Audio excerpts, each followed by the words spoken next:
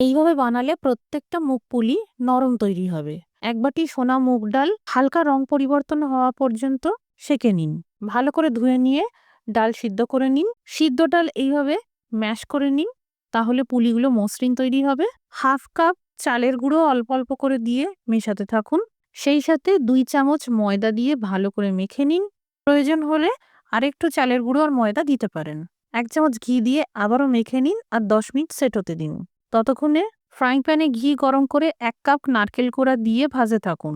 স্বাদের জন্য এলাচ পাউডার আর মিষ্টি স্বাদ আনতে 150 গ্রাম পাটালির গুড় দিয়ে দিন। 1/4 কাপ তরল দুধ দিয়ে গুড় মেল্ট হওয়া পর্যন্ত মিশ্রণ ঘন করে নিন। এবার পুর ভরে পুলির আকারে তৈরি করে নিন। এই রেসিপিটি আরও ভালো করে বোঝার জন্য আপনারা নিচে দেওয়া লং ভিডিওর লিঙ্কে ক্লিক করে দেখে নিতে পারেন। তেল গরম করে পুলিগুলোকে ভেজে নিন। চিনির সাথে 1/4 কাপ জল দিয়ে 2 মিনিট ফুটিয়ে একটা চটচটে চিনির রস তৈরি করুন আর পুলিগুলোকে গরম থাকতে থাকতেই চিনির রসে কোটিং করে নিন।